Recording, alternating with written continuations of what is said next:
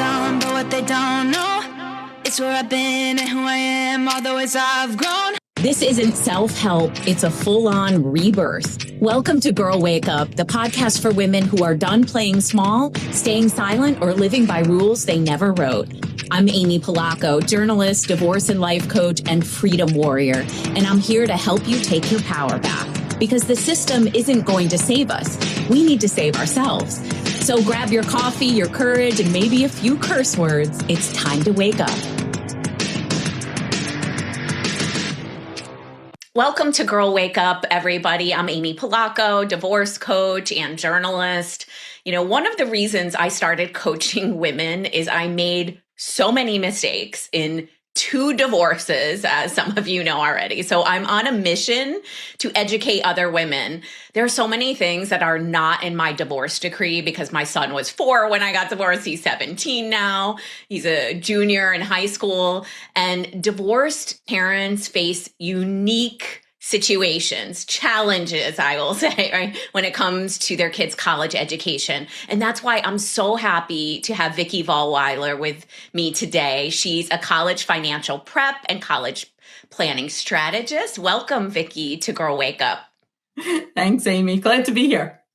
So I want to tell all of you about Vicki's background. She's divorced. She's the founder of a college financial prep and helps families navigate the complex process of planning and paying for college while reducing financial and emotional stress. She specializes in working with separated, divorced, widowed, remarried, and single parent households. And she is that trusted, neutral third party through the college planning journey. And I think a lot of us need that, right, Vicki? We'll get into it. Through her personalized strategy and financial aid guidance, scholarship support, and college cost reduction planning, she has helped families save thousands, and in some cases, hundreds of thousands of dollars on college costs. That's huge.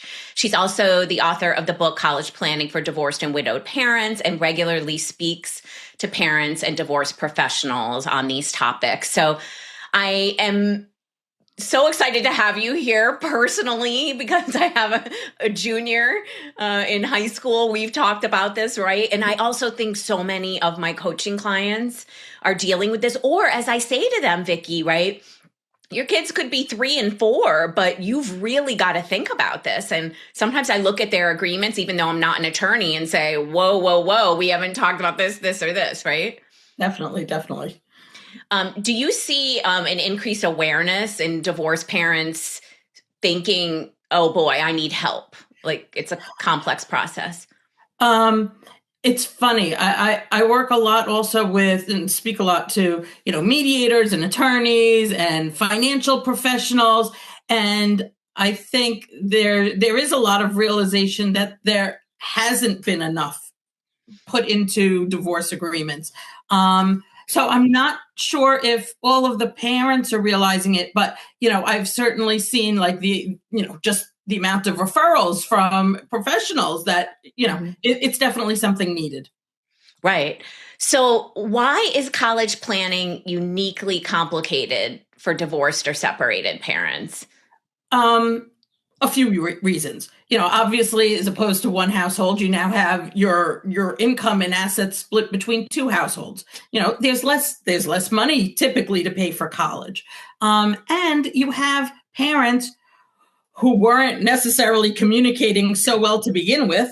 Now they're trying to communicate about what college to send their child to, how much they're each going to spend, and how to commit to all that. I mean, the good news is typically we all want what's best for our children, but it's just getting them through the process, and it's not an overnight thing, but getting them there to be able to agree and to share in the costs in whatever manner they agree to.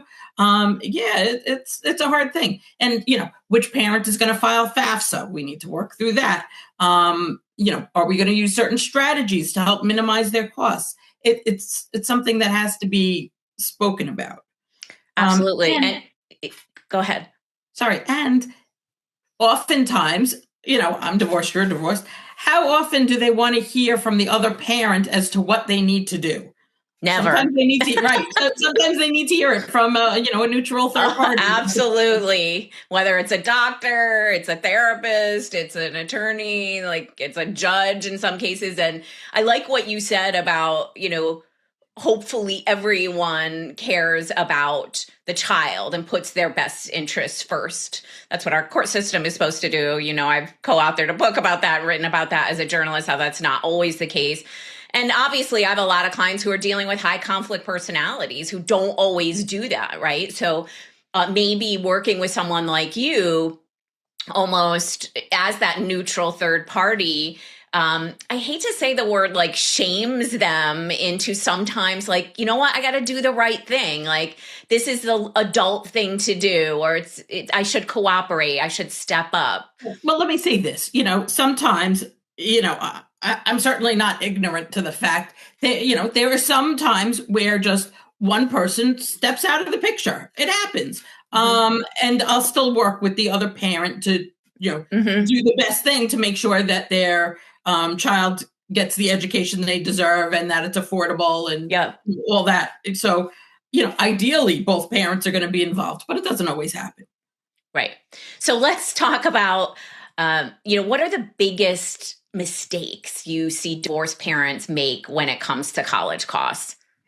I think one of the biggest mistakes is certainly waiting too long to start the process and to start having that conversation.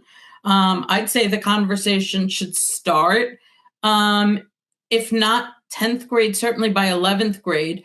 But I say 10th grade because when the child is in 10th grade, that is the tax return you're going to use to apply for your child's freshman year of college. So, for instance, Amy, both you and I have high school juniors now. I mean, right. I also have one that's much older. I just want to get through the junior year, Vicki. Right. So we're going to be using our 2025 tax returns, even though it's 2026 now. We're going to be using 2025, which, was from 10th grade, for when they're applying to for FAFSA for freshman year in 2027. We're going to fill it out October 2026.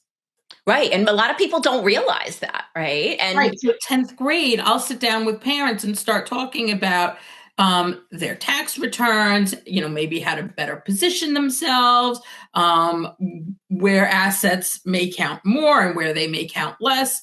Just talking about, financial aid and how to best position themselves based on, different types of colleges that they may be considering. Nobody expects them to have a full list in 10th grade.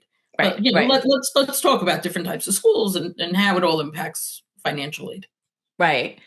What should parents make sure is included in their divorce agreement about college? I have a lot to say about this, but you are the expert, so I'm going to let you take the floor first. I always say, at the barest minimum, you want both parents to agree to participate in providing financial information to the colleges if the colleges request it from both parents. Because some schools only require it from one parent, but there are some schools that will require it from both parents. And if both parents don't participate, then just assume the child is going to get nothing. So, I mean, there are so it hurts the child. Exactly. There are times, when, say that second parent, maybe they're incarcerated. Maybe they've totally given up any communications with the child. Maybe there's, and you have to have proof in anything that I'm saying. Right. From the school, from doctors, from wherever. But if there's some, real horrific situation going on, yes, it's possible to possibly get a waiver, but in the main, no. So yeah, at a minimum, I'd say both parents have to participate. And when I say participate, you're not sharing information with one another. So, both parents should feel comfortable with that, but they still need to agree to send anything requested to the schools. Right. And, I would say that in a divorce decree, there's so many other things that should be covered, right? College application costs, SAT tutoring, right? college visits and trips. Like I just took my son on a Southern road trip. I paid for it myself because, you know, my ex didn't want to participate. And so I tell the single moms, soon to be single moms who are my divorce coaching clients that, you know, we want the best for our kids and we will ride in on the white horse and save them in many situations.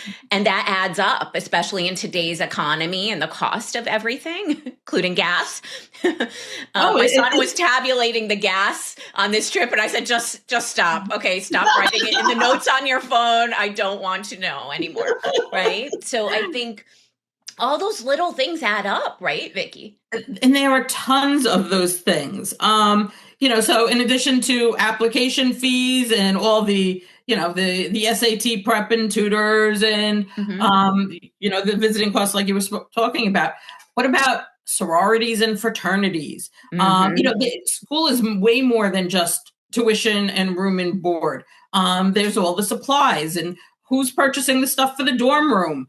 You know, it's like when they're a baby and you have to set up from scratch like a layette again and buy all the stuff.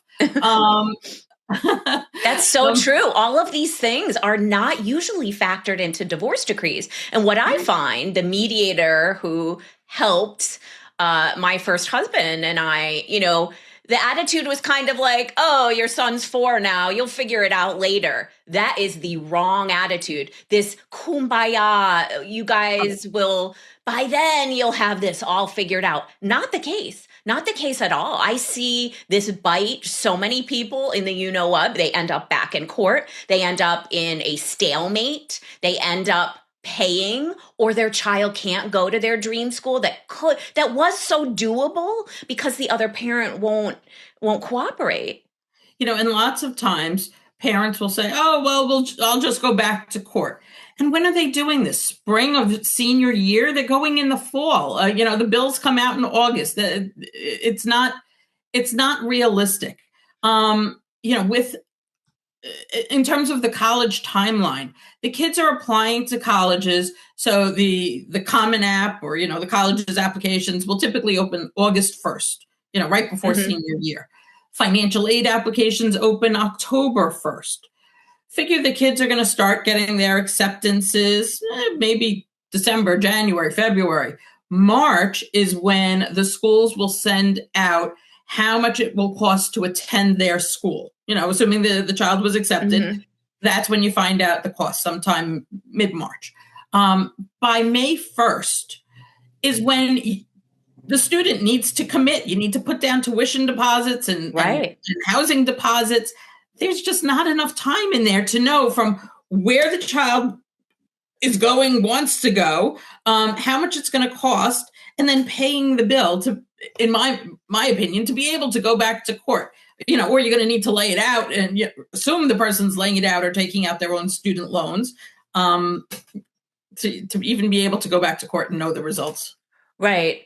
You know, I want to talk about the FAFSA. Will you explain what it is and how it applies to divorced families? Because I've had so many people say to me, including some friends, moms, members of my support group, single moms, say, oh, they never even considered my ex-husband's income. And I'm like, that is not the case. They do look at it. I know on FAFSA they don't, but I'm talking about the CSS. Will you explain this? So there are 2 main financial aid applications. One is FAFSA. FAFSA is an application used by every single school in the country. It's even used by some schools that are out of the country. But it's for all, you know, everybody, for all intents and purposes, U.S. residents. There's some extras, you know, but figure U.S. residents can all apply for FAFSA for every single school in the country. One parent, or let me say, one household fills it out. So it used to be the custodial parent that completed it. That's not the case anymore. Now it is the parent who provides more financial support for the student. That can be either the custodial parent or the non-custodial parent. And then some people will say, well, what if we have 50-50? And what I do with clients is I'll sit down separately. I don't share finances with either parent, but let's figure out which parent is spending more on the student. I want parents to be able to document, just in case a college asks for it, how they arrived at their information. So I'll walk through that exercise with parents. So say, I'm making this up, say mom is the parent who provides more financial support, and say mom has gotten remarried. Well, now you need to include mom and the new husband on FAFSA.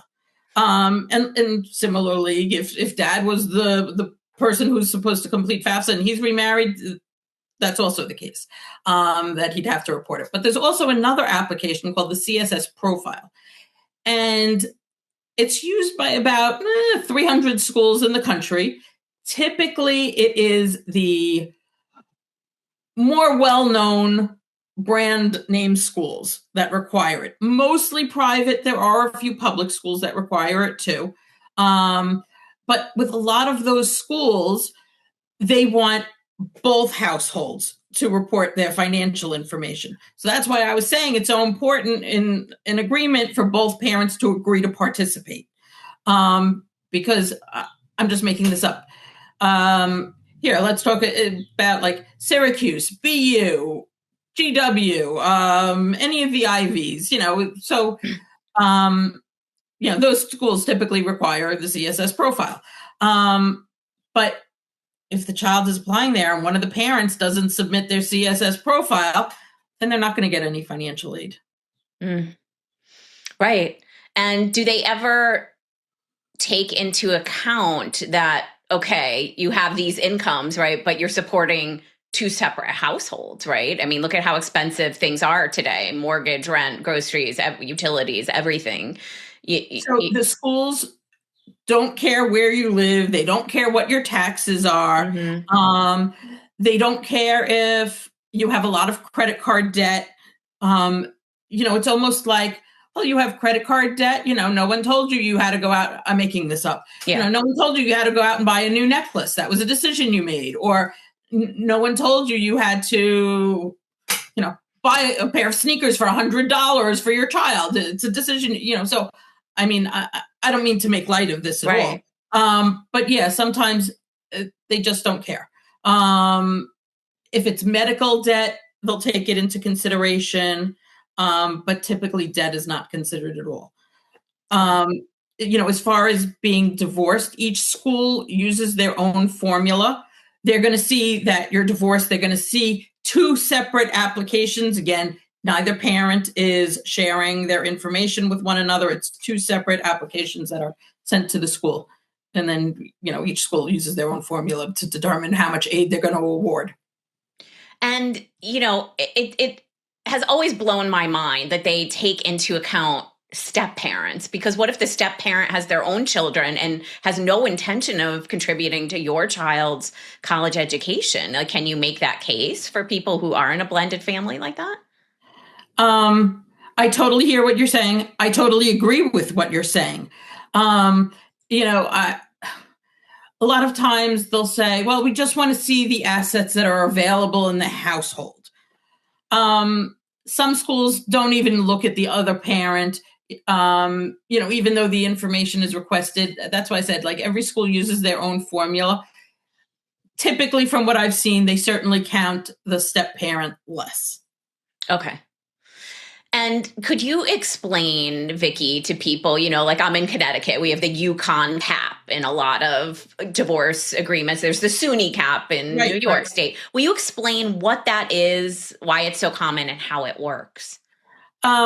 Sure. So I'm in New York with the SUNY cap. Right. So what it is that the SUNY schools or Yukon, they're in-state universities for their in-state residents.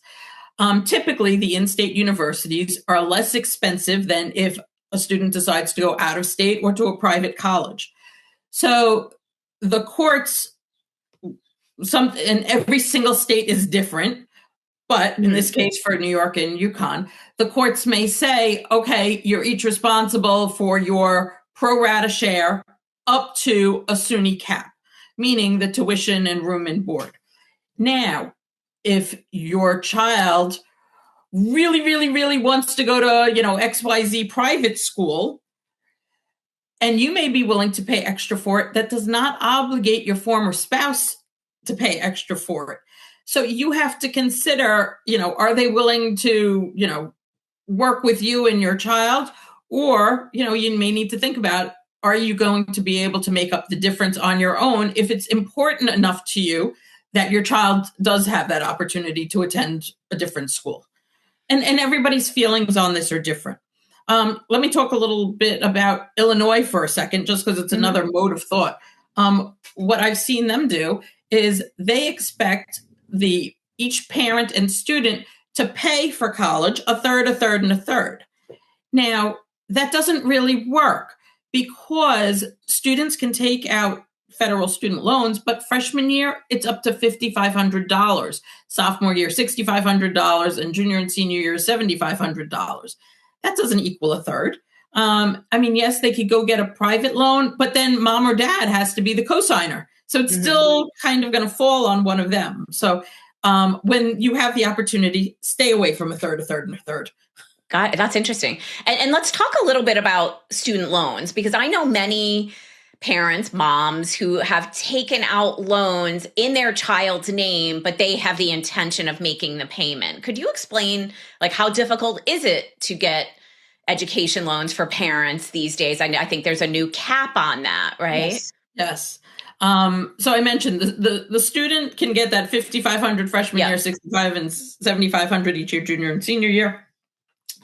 There is no cosigner needed. There is no credit check. That's just for the student. They automatically qualify for that as long as FAFSA is completed.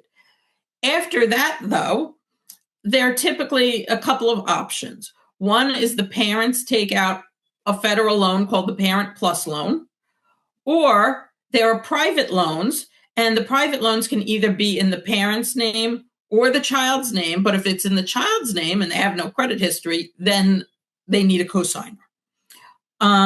With the Parent Plus loans, the rules have greatly changed. It used to be that you could take out up to the total cost of attendance at whatever school and then, pay it back afterwards. Now they've limited it to $20,000 per year per student. So conceivably, if somebody's divorced, you and a former spouse cannot take out 20 each. It's limited to $20,000 per student. But it's, 20,000, you think 4 years, that's $80,000. No, they put a cap on it of 65,000. Right. Per student. So it's important to consider all that when you're deciding what school to attend and what makes the most sense. There's this saying that I hate, that you could take out loans for college, but you can't take out loans for retirement. But fine, you take out those loans for college, you're still going to be paying them back in your retirement. It's still going to impact you. So, I hope, the work that I do, the savings that, I help create for people, and, just the walking through it and making good decisions will help people have better financial futures. Right. I think that's really important and key, because, in divorce, you're taking this pizza pie and dividing it in half, or maybe it's not exactly 50-50, right? And you still have to live. I think it's really, really important. And I often try to project that out with my clients. And one last question before we move on is, I'm dealing a lot with clients who may have 529s for their children's college fund. There can only be one administrator for that. So it's like figuring out, who is it? Do you trust your ex-spouse? Do you want to be the one? That has to be addressed in divorce too, right? Definitely. So 529s, if parents are amicable enough, I would say wait till, 10th grade or so to try to decide if you want to give it to the other parent to hold or whatnot. There may be opportunities to shift things and make it look a little better for financial aid purposes. Interesting. So the bottom line is people should consult with you and work with you. You do initial, like you do a 1 hour consultation, right? And then people can hire you for a full package of support, right, Vicki? Yes, yes. So right now I'm offering, it's more like a 75 to 90-minute package. It's a financial aid strategy audit, whether parents are in 10th grade, 11th grade, I mean, even early 12th grade. Ideally, earlier is always better for planning purposes. But yeah, it's just the one session, and then parents will get the roadmap, so that way you can see, everything coming up and be on time. And after that, there are group programs. There's one-on-one support throughout 12th grade. And just to remember, financial aid forms do need to be completed every single year of college. I don't want anybody to miss out on anything, as time goes by. I have a question on that. Do you see financial aid change drastically if one parent's income goes up a little bit, or like, what do you? Well, we all know that life happens. So, sometimes, let's talk. So, someone separates, all of a sudden their finances are completely different. The next year, I don't want to do all bad. They get a new job. They're earning a lot more. The next year, unfortunately, they were laid off. Then they get remarried. Tax returns can change all the time. Right. So that's why financial aid applications are required every year. That's important. So I want to move on, Vicki. These are all great tips to our truth or trap segment. And in this segment, I'm going to throw out a statement that's a common assumption. I'm going to ask you, is it truth or trap? If my ex refuses to pay for college, I'll just go back to family court and they'll fix it quickly. Oh, gosh. Yes. Let's pause now and laugh for at least 30 seconds, right? And then cry because there's no family court, right? Right. No, nothing is quick with family court. Just know who you're dealing with. Be careful with where your child ultimately decides to go to school. Here, I'm going to say this, and I know it's difficult. Communication. I'm not saying that parents should tell their children, how much they earn or what's in the bank, but set goals. This is how much I hope to spend $35,000 a year on college. Let's see where you can get in that meets our goal. You're not saying that they have to go to in-state. Let's see where they could get merit scholarships. But work on a goal with your child so that way when, it starts to get close to decision day, they're on board with you. I've seen too many instances where, parents are all upset and children are all upset when they realize they can't afford it. Right. And, if you're dealing with that family court situation, don't hold your breath. Right. Yes, hope for the best, but no, you got to plan for the worst too. Right. Absolutely. I mean, it could take years. They're not going to see it as an urgent issue for you, sadly. Right. And I have a listener letter that I just want to share. Someone in my support group who says, "Dear Amy and Vicki, my son has his heart set on a school that's way more expensive than I expected. My ex keeps telling him, don't worry, we'll make it work, but he won't talk to me about an actual budget, financial aid, or who is paying for what. I feel like I'm being set up to be the bad guy if I say we need a realistic plan. How do I protect my child's dreams without letting college become another post-divorce battle?" Susan. This is so difficult.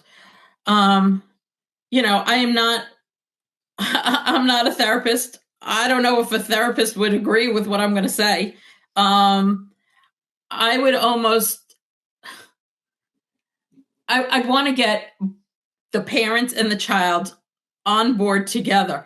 I mean, maybe it's as simple as sending a text to a group text and say, I understand Johnny wants to go here. Let's all sit down and discuss how, what this might look like.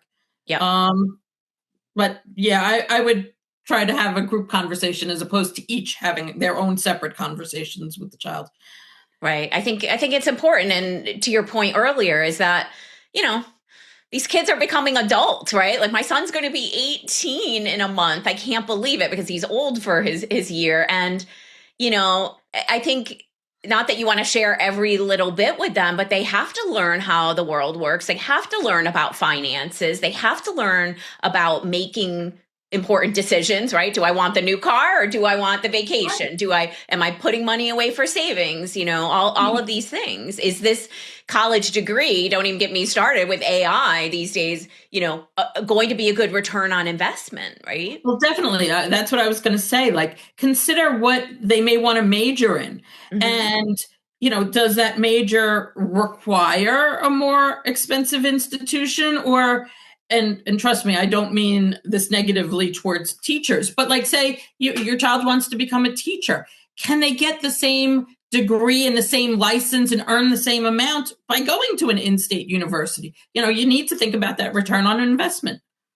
Right. I'm curious what trends you're seeing because, sometimes what I see I was like doom scrolling the other night on Instagram, right, about like AI, is making college degrees like irrelevant, don't go into these majors. Like my son was thinking about business administration. They're like, no, that's good. That's, not even worth it. Like what are you seeing this concern among parents or are you seeing this shift a little bit? A little bit. I mean, I hear parents grumbling. I haven't actually seen the shift happen. But yeah, parents are grumbling. Definitely more talk about trade schools and whatnot. And, some of these crazy videos I've seen on social media are AI experts saying like colleges are not going to have a product to sell anymore because people can educate themselves through AI. I mean, I know that's a whole nother discussion. We don't know. But there's so many other parts of college, right? No. I mean, yes, AI is out there, but that critical thinking, you need to be, the children still need to know what to even ask AI. They still need those reasoning skills. Yes. Now I agree with you. And I also think that college is way more than just what you're learning academically, right? It's going away. It's having that experience. It's like having a roommate from halfway around the world. It's getting along with new people. It's socially growing, right? Taking on leadership roles, being on your own, doing your own laundry. But let me say this, and I totally understand, like some kids are going to go to school and live at home. True. And that's still wonderful also. Like I have clients. So in New York, there's what's called the Excelsior Scholarship. And kids are able to go to school if they earn under 125, if the household earns less than $125,000 a year, they'll qualify for free tuition at a SUNY or a CUNY school, City of University. Mm-hmm. And I have clients that are basically going to school for free, living at home, and it works for them for a whole bunch of reasons.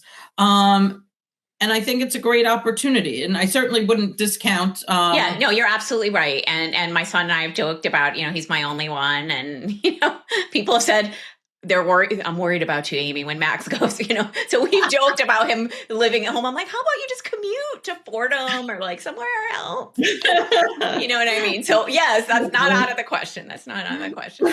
This was great. Thank you so much, Vicki. Is there anything I forgot? And do you want to tell people where they can find you? Sure. My website is www.collegefinancialprep.com. You could find the book, College Planning for Divorced and Widowed Parents, on Amazon, or you could download it from my website. And if you have any questions, feel free to go on the homepage. You can either book a free 10-minute call. There's also some free downloads, timelines for those who are separated and divorced or those who are not. If you're listening, everybody, use this, plan ahead. You do not want to be in this stressful situation in the 11th hour. There's nothing worse than that. So thanks so much, Vicki, and goodbye, everybody. Thanks for listening to Girl Wake Up. I'm your host, Amy Polacco.